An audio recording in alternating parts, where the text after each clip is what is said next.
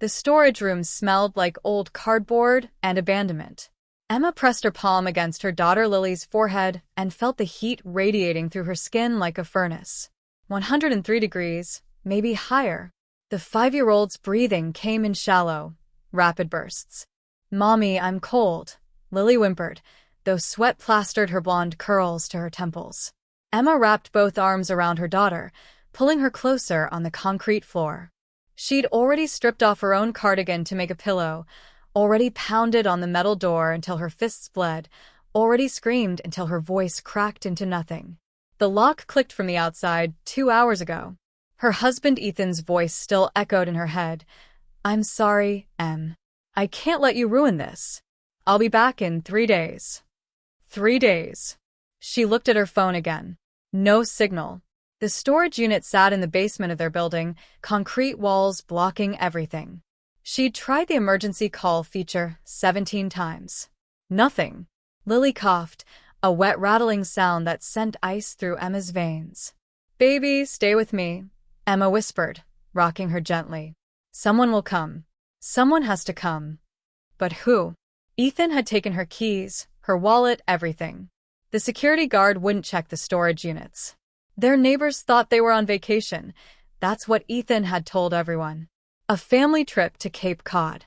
Only there was no family trip. There was Ethan, his mistress Simone, and a beachfront rental with champagne waiting in the fridge. There was Emma and Lily, locked in the dark with a rising fever and diminishing hope. Emma's phone battery read 15%. She'd been using the flashlight sparingly, rationing light like water in a desert. In the corner, she'd found an old blanket that smelled like mildew and a case of bottled water from when they'd first rented this unit 3 years ago. Small mercies. Lily's eyes fluttered closed. "No, no, no." Emma patted her daughter's cheek gently. "Lily, honey, look at Mommy. Open your eyes." Lily's lips moved. Daddy said, "We're playing hide and seek." Emma's chest tightened. That's what Ethan had told their daughter while he led them down here, smiling that easy smile that had once made Emma's heart race. "Just a quick game before our trip, pumpkin." He'd carried Lily on his shoulders, making her giggle. Emma had followed, confused but trusting, until the door slammed shut and she heard the lock turn with a finality that echoed through the darkness. She checked her phone again. 11:47 p.m.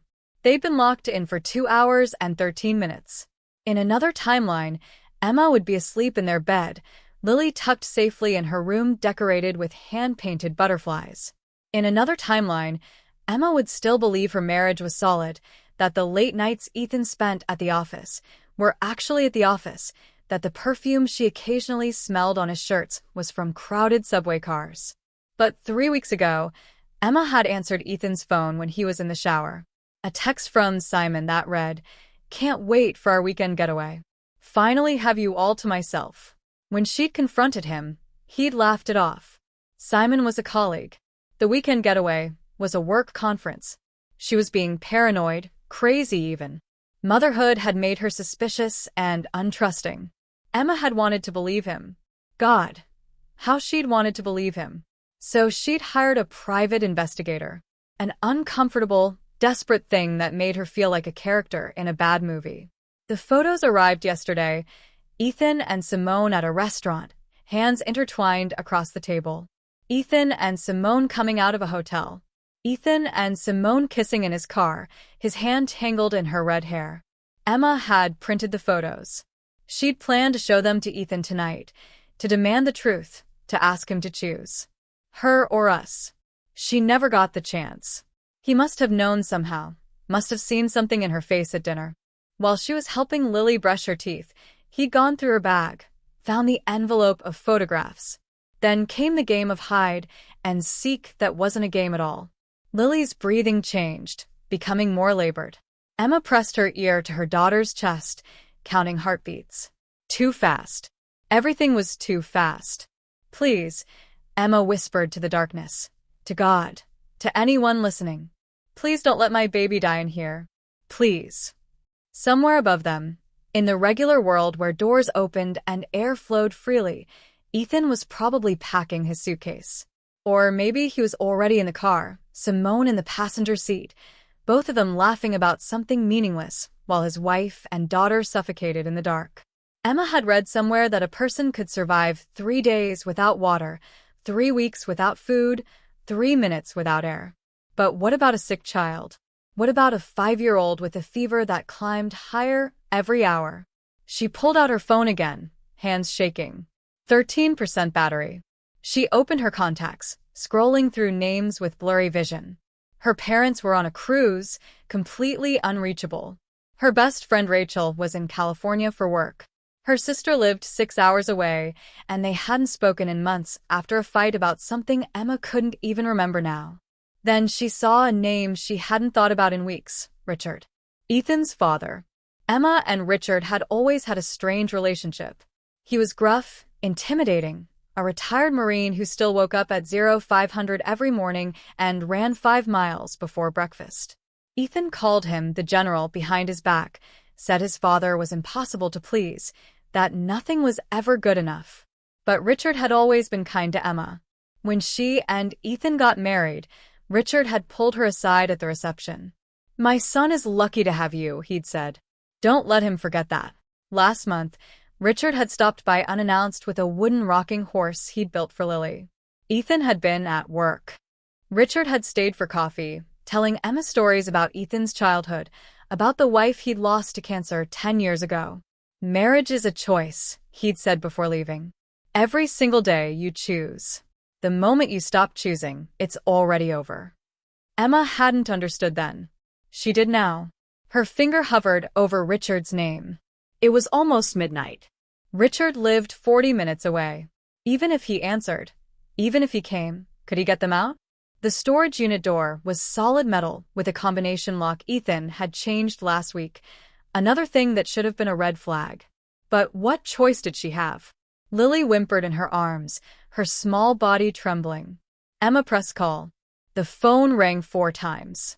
Emma counted each ring like a death toll, imagining Richard's phone buzzing on his nightstand in the dark. Pick up, pick up, pick up. Hello. Richard's voice was alert, not groggy. Of course he was awake. The general probably never truly slept. "Richard." Emma's voice cracked. "Richard, I need help." "Emma? What's wrong?" In the background, she heard movement, the rustle of sheets. "Is it Lily? Is someone hurt?" "We're locked in." "Ethan," she stopped, swallowed. "How did you tell a man his son was a monster?" "Ethan locked us in our storage unit. In the basement of our building. Lily has a fever, she's really sick, and I can't get out." Silence. For 3 terrible seconds, Emma thought the call had dropped. Then Richard's voice came through, hard as steel. "Address." "It's 2247, Riverside Drive, basement level, Unit B17. "But Richard, the door."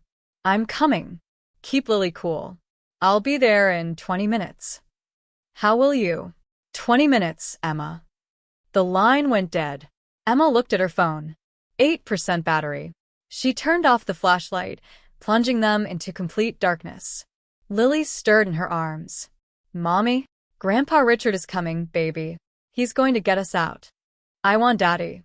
The words cut deeper than the concrete, scraping Emma's knees. "I know, sweetheart." "I know. But did Lily really want Daddy? Or did she want the version of Daddy who used to read her bedtime stories, who made pancakes shaped like Mickey Mouse on Sundays, who called her his little princess? Not the Daddy who had looked Emma in the eyes 2 hours ago and said, 3 days isn't that long. You'll be fine." Emma's mind raced back through the last 6 months, cataloging all the moments she dismissed or rationalized. The password changes on his phone. The new cologne. The gym membership he never used. The business trip to Miami that she later discovered had no corresponding conference. "I'm building something for us," Ethan had said just last week, holding Emma's hands across their kitchen table. "I know I've been distant, but I'm working on a promotion that'll change everything. New house, better schools for Lily. Just trust me a little longer." And she had. Because you want to trust the person you married. You want to believe that the man who cried when you walked down the aisle, who stayed up all night when Lily had colic, who promised forever, you want to believe that person is still in there somewhere. Lily coughed again, harder this time. Emma felt for the bottled water in the darkness, opened one, and held it to her daughter's lips. Small sips, baby. Lily drank weakly. Her forehead felt even hotter. Emma thought about the timeline. Ethan had planned this. He'd changed the lock on the storage unit, made sure Emma's phone wouldn't work down here, told all their neighbors they'd be away. He'd choreographed their imprisonment with the same careful attention he brought to his work presentations. Which meant Simone knew. She had to know. This wasn't a crime of passion, it was premeditated cruelty. Emma remembered the one time she'd met Simone, back when she was just a name Ethan mentioned occasionally. She's brilliant, he'd said. Harvard MBA, speaks 4 languages, runs ultramarathons. A company holiday party last December. Simone had been stunning in a red dress, her handshake firm, her smile perfect and cold. She'd looked at Emma with something like pity, as if Emma were already obsolete, already erased. You have a beautiful family, Simone had said, and Emma had heard the silent implication for now. The phone buzzed. A text from Richard. Pulling up now. Where's your husband? Emma typed back with shaking hands. Beach vacation with mistress. Cape Cod. Don't know exact location. 3 disappeared, appeared again. Then, stay calm. I'm coming down.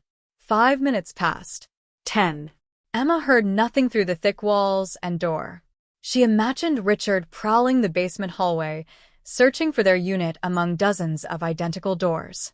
Then came a sound. Metal against metal. A grunt of effort. More metal sounds, rhythmic and purposeful. Richard? Emma called out. Stand back from the door. Came the muffled reply. Emma scrambled backward, pulling Lily with her until they pressed against the far wall. The darkness was absolute. She couldn't see anything, could only hear the methodical sounds of destruction as Richard attacked the lock. A terrible grinding noise. The screech of metal giving way. Then a crash, and suddenly there was light, harsh fluorescent basement light that made Emma squint after hours of darkness. Richard stood in the doorway, bolt cutters in hand, the lock destroyed at his feet. His face was carved from granite, fury rolling off him in waves. But when he saw Emma and Lily huddled on the floor, something in his expression cracked. Christ, he breathed. He was at Emma's side in 2 strides, his hands gentle as he lifted Lily into his arms. How long has she had this fever? Started this afternoon. Got worse after. Emma couldn't finish the sentence. Richard felt Lily's forehead, his jaw tightening. Hospital. Now. Can you walk? Emma nodded, though her legs felt like water when she stood. Richard was already moving, carrying Lily through the door and down the basement hallway. Emma followed, her body still not believing they were free, that the walls were no longer closing in. In the elevator, Richard spoke without looking at her. Where's his car? Probably on the road by now. He left around 9:30. And you know where he's going? Cape Cod. He rented a house. I don't know which one. Richard's phone was already out, dialing. I need you to track a vehicle, he said into it. White BMW X5, license plate. He rattled off Ethan's plate number from memory. This is a family emergency. Time sensitive. Emma stared. Who are you calling? Friend who owes me a favor. Richard's voice was cold, controlled. Your husband made a mistake, Emma. He should have remembered what I do to people who hurt my family. The emergency room was chaos and fluorescent light. A nurse took Lily's temperature, 104.2, and suddenly there were doctors for lines, machines beeping. Emma sat in a plastic chair, answering questions on autopilot while Richard handled the paperwork. Bacterial infection. Dehydration. They were admitting Lily for observation and 4 antibiotics. She'd be fine, the doctor said, but another few hours without treatment could have been dangerous. Another few hours. Like the hours Ethan had planned to leave them locked away. Emma watched her daughter sleep in the hospital bed, for taped to her small hand, and felt something inside her shift. Not break. Breaking implied there had been something fragile, to begin with. This was different. This was crystallization, everything soft and uncertain becoming hard and clear. Richard returned with coffee. He'd been on the phone for the last 20 minutes, his voice too low for Emma to hear. Now he sat beside her, his face grim. "I found them," he said simply. Emma's hands tightened around the coffee cup. "Where?" "House rental in Wellfleet. Beachfront property. Booked under Simone Gardner's name. They checked in an hour ago." Richard pulled out his phone, showing Emma a photo. A modern glass house overlooking the ocean. In the driveway, Ethan's white BMW. Emma stared at the photo. While she'd been on that concrete floor, rationing water and counting her daughter's heartbeats, Ethan had been driving up the coast with his mistress. While Lily's fever climbed, he'd been checking into a romantic getaway. While Emma had called his father, desperate and terrified, Ethan had probably been opening a bottle of wine and toasting to 3 days of freedom. "I want to go there," Emma heard herself say. Richard studied her. "You should rest. Stay with Lily. The doctor said she'll sleep for hours. The antibiotics are working." Emma met Richard's eyes. "I need to see him. I need him to see me. Emma." He locked his daughter in a concrete room while she was sick, Richard. "He did that. Your son did that." Emma's voice was steady now, cold. "He needs to know he didn't get away with it. He needs to see what he did to us." Richard was quiet for a long moment. Then he nodded. "I'll arrange for a nurse to sit with Lily. We'll be back before she wakes up." "You think I'm letting you face him alone?" Richard's expression was fierce. "He's my son. My failure. I helped raise him, and somehow I raised a man who could do this. I need to look him in the eye too." They left Lily in the capable hands of a night nurse named Maria who promised to call immediately if anything changed. The drive to Cape Cod took 2 hours. Richard drove in silence, his hands steady on the wheel, while Emma watched the darkness blur past her window. She kept thinking about the moment Ethan proposed.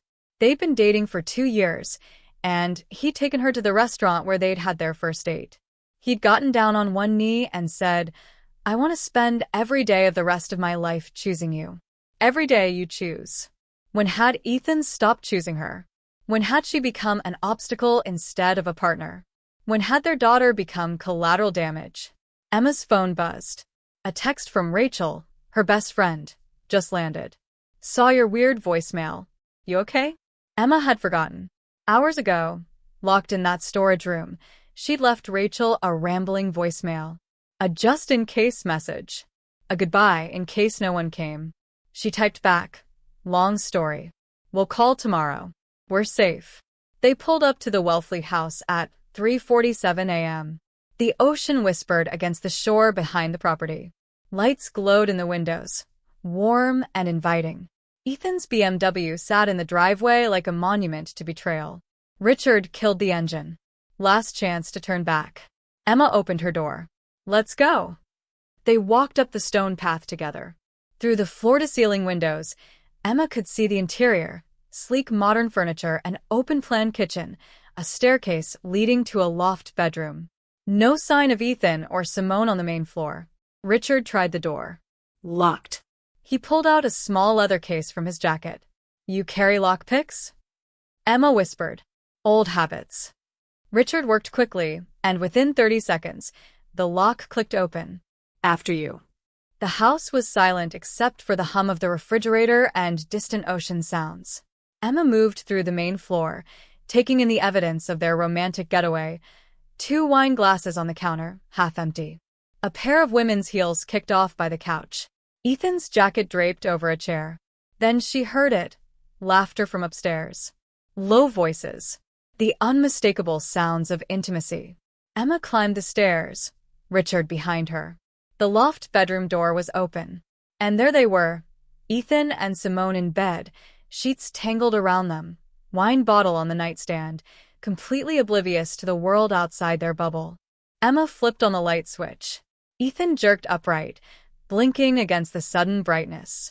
His face went through a remarkable transformation, confusion to shock to recognition to something that might have been fear. "Emma?" His voice cracked. "What are you? How did you?" "Surprise," Emma said flatly. "We got out." Simone scrambled to pull the sheet up, her perfect face pale. "Oh my God." "Get dressed," Richard said, his voice like gravel. Both of you. Now. Ethan's eyes found his father, and whatever color remained in his face drained away. Dad. Dad, listen, this isn't. You have 30 seconds to get decent before I drag you both downstairs as you are.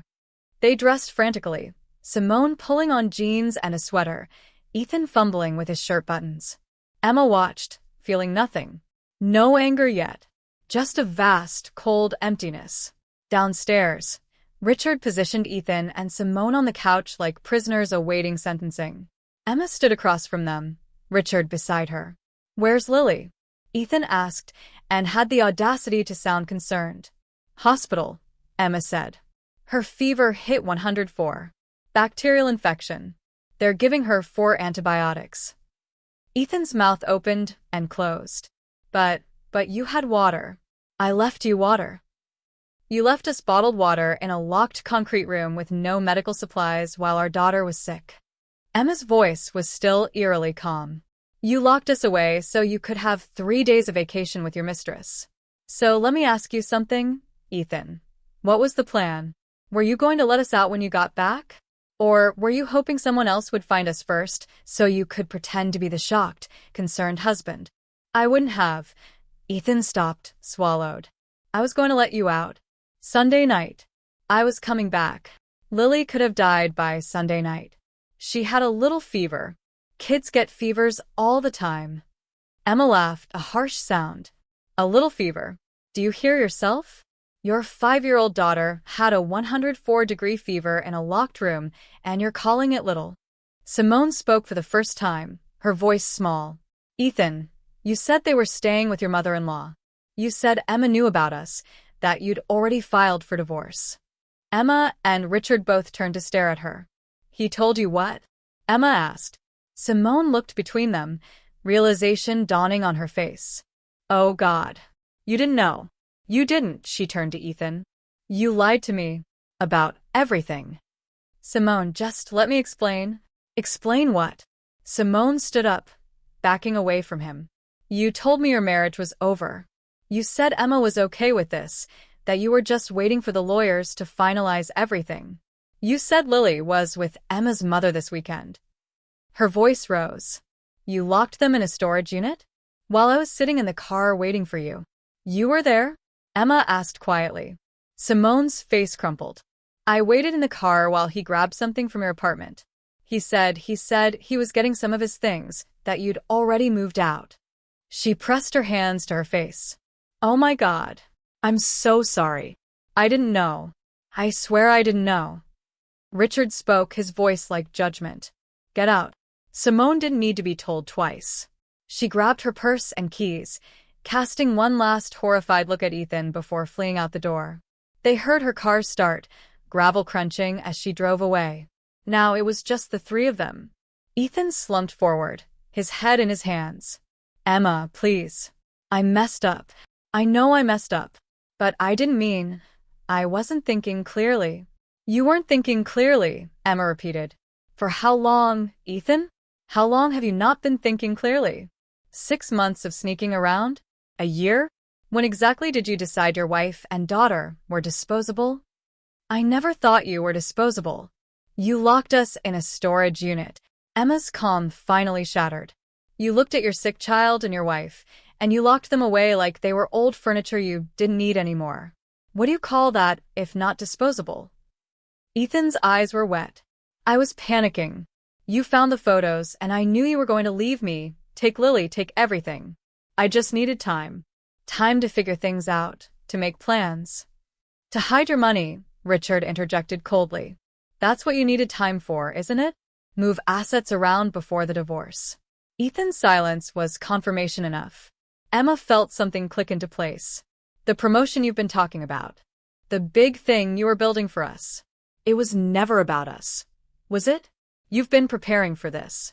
Setting up accounts I don't know about. Planning your exit. I was trying to protect what's mine, Ethan said, his voice low. What's yours? Emma laughed again. That terrible sound. Lily is mine. Your daughter, who you left to burn up with fever.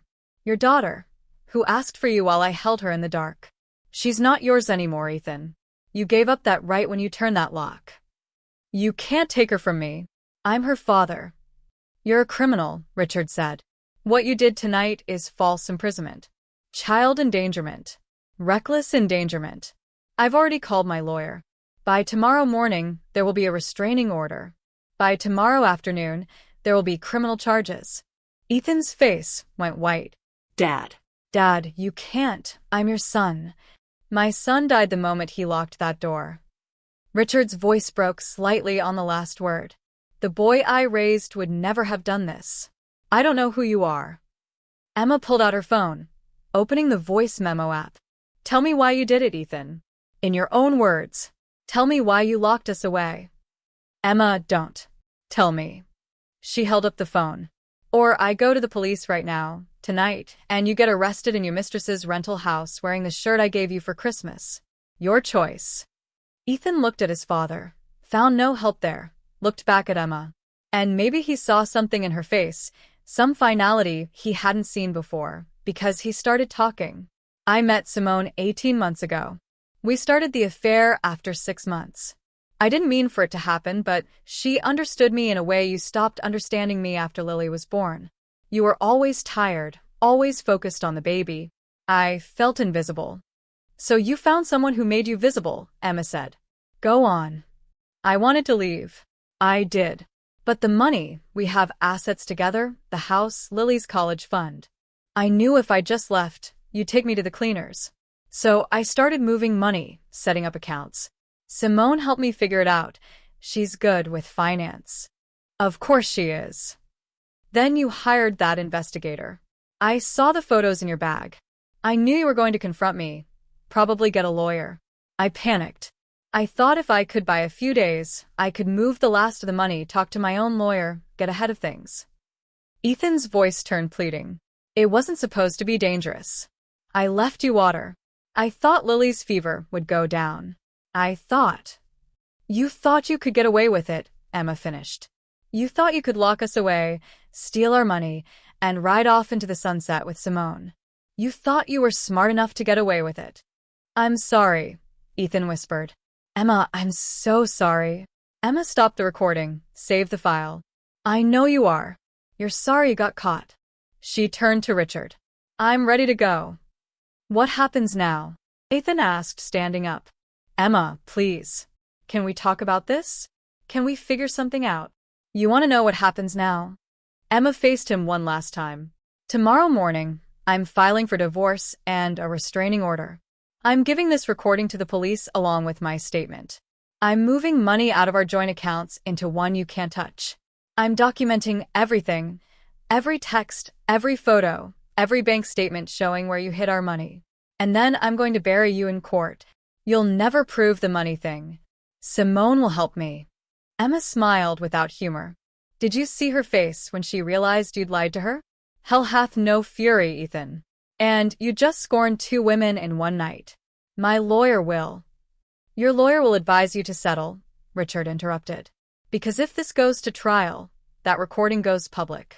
Your company will hear about it. Your colleagues. Everyone you know will learn that you locked your sick child in a storage unit. How's that going to play in your industry? Tech companies love family men who commit child endangerment. Ethan sagged back onto the couch. This will destroy me. Yes, Emma said simply. It will. She walked to the door. Richard followed. As they were leaving, Emma paused, looking back at the man she'd married 7 years ago. You know what the saddest part is? She said. I would have let you go.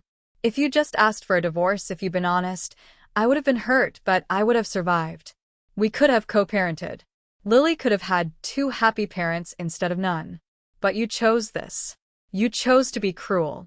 And that's something I'll never forgive. 3 months later, Emma stood in Lily's new bedroom, hanging curtains covered in butterflies. The apartment was smaller than their old house, but it was theirs, hers and Lily's. Sunlight streamed through the windows. In the living room, she could hear Lily laughing at something on TV. The divorce had been brutal but swift. Ethan's recorded confession had expedited everything. He'd agreed to Emma's terms rather than face criminal prosecution. Emma got primary custody, the house, which she'd immediately sold, and a settlement that included all the money he'd hidden. He got supervised visitation every other weekend and a criminal record that included child endangerment charges, reduced from false imprisonment due to a plea deal, but damning enough. The tech company had fired him 2 weeks after the story broke. Turns out corporate ethics boards frowned on employees who locked their families in storage units. He was working at a mid-level firm now, his career permanently stunted. Simone had indeed provided testimony about the financial fraud, her fury at being deceived overriding any loyalty. Emma's phone buzzed. A text from Richard. Picking Lily up for the zoo at 2. Wanna come? Emma smiled. Richard had become a fixture in their lives, showing up for dinner twice a week, taking Lily to parks and museums, slowly rebuilding something he'd felt he'd lost when his son revealed his true character. He was always capable of this, Richard had told Emma one night over coffee. I saw signs when he was young. Selfishness. Entitlement. His mother and I tried to correct it, but after she died, I was too grieved to parent properly. I let things slide. I made excuses. He'd looked at Emma with devastated eyes. I'm sorry I didn't raise him better. I'm sorry he hurt you. You didn't hurt us, Emma had said. He did. You saved us. Now Emma texted back. We'll be ready. She heard footsteps behind her. Lily appeared in the doorway, holding the wooden rocking horse Richard had made. Mommy, can we bring Mr. Gallops to Grandpa Richard's house? He has a big yard. Sure, baby. Emma knelt down, eye level with her daughter. Lily's fever had broken that night in the hospital, and she'd recovered completely. But she still had nightmares sometimes about being locked in the dark. Emma did too. Mommy? Lily asked, her small face serious. Is Daddy ever going to live with us again? Emma had been dreading this question. No, sweetheart. Daddy made some choices that hurt our family. So he's going to live somewhere else, but you'll still see him sometimes. But not a lot? Not a lot. Lily considered this. Okay. I like it here better anyway. Our old house was too big, and it got scary at night. Emma pulled her daughter into a hug, breathing in the scent of her strawberry shampoo. You're safe here. I promise. No more scary nights. That afternoon at the zoo, Emma watched Richard hoist Lily onto his shoulders so she could see the giraffes better. She thought about the night in the storage unit, how she'd called him in desperation, how he'd answered without hesitation, how he'd driven through the night, broken down a door, and refused to let his son's crimes go unpunished. Family, Emma had learned, wasn't just about blood. It was about who showed up, who answered the phone at midnight, who carried bolt cutters into a basement because someone they loved needed saving. Her phone buzzed again. Rachel this time. Coffee tomorrow? Want to hear about your second date with Mark? Emma grinned. Mark was a graphic designer she'd met at Lily's new school, a single dad with kind eyes and a gentle smile. They'd been on 3 dates now, taking things slow. He'd been through his own divorce, his own betrayal. They understood each other's caution. We have time, Mark had said after their last date. No rushing. Let's just see where this goes. No rushing. No games. Just honest conversation and possibility. Emma looked at her daughter shrieking with delight at the penguins, at Richard laughing beside her, and felt something she hadn't felt in months. Peace. The kind of peace that comes after a storm, when you've survived the worst and found yourself still standing. Her phone buzzed one more time. An email from her lawyer. Ethan's request for increased visitation denied by judge. Existing arrangement stands. Congratulations. Emma deleted the email without responding. Ethan was the past, a cautionary tale, a chapter closed. This moment, standing in the sunshine with people who loved her daughter unconditionally, was the present. Mommy, look. Lily called out, pointing at a peacock spreading its magnificent tail. Isn't it beautiful? Beautiful, Emma agreed. And for the first time since that terrible night, she meant it. 1 year later, Emma clicked publish on her blog post and leaned back in her chair. The post was titled The Locked Door, How I Survived Betrayal and Found Myself. Her blog, started 6 months ago as therapy, had grown into something unexpected. Thousands of women had reached out, sharing their own stories of betrayal, survival, and recovery. She'd become an accidental advocate, speaking at women's shelters, writing articles about recognizing emotional abuse, teaching other women that they were stronger than they knew. Lily burst into Emma's home office, now 7 years old and radiating energy. "Mommy, Mark's here." He brought his daughter. Emma heard Mark's voice from downstairs, chatting with Richard. They'd moved in together last month, Mark, his 10-year-old daughter Sophie, Emma, and Lily. A blended family built on honesty and respect. Some days were hard. Some days Lily cried about missing her father. Some days Emma woke up from nightmares about concrete walls and locked doors. Some days she still felt the ghost of betrayal, the ache of a marriage that had curdled into cruelty. But most days were good. Most days were sunshine and laughter and hope. Most days were proof that you could survive the worst thing you'd ever experienced and come out the other side different but whole. Emma's phone rang. An unknown number. She almost didn't answer, but something made her pick up. "Emma?" The voice was tentative, broken. "It's Ethan." Emma hadn't spoken to him directly in months. All communication went through lawyers now. "What do you want?" she asked, her voice neutral. I wanted you to know that I'm in therapy. Real therapy. Working through my issues. And I wanted to say I'm sorry. Truly sorry. For all of it." Emma was quiet for a moment. She thought about the girl she'd been on that concrete floor, terrified and desperate. She thought about the woman she'd become, stronger, clearer, unbreakable. "I appreciate you telling me that," she said finally. "I hope therapy helps you. I really do. But Ethan? We're never going to be friends. I'm never going to forget what you did. I'm moving forward with my life, and you're not part of that life anymore." "I understand," Ethan said quietly. "Can you tell Lily I love her?" "She knows you love her." That was never the question. Emma's voice softened slightly. The question was whether you loved yourself more. And on that night, you chose yourself. Live with that. Learn from it. Be better for your next relationship. But leave us alone. She hung up before he could respond. Downstairs, Mark was cooking dinner while the girls set the table. Richard was telling some story that had them all laughing.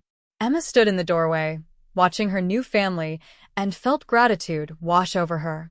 Some people would say she'd survived because she was strong. But Emma knew the truth.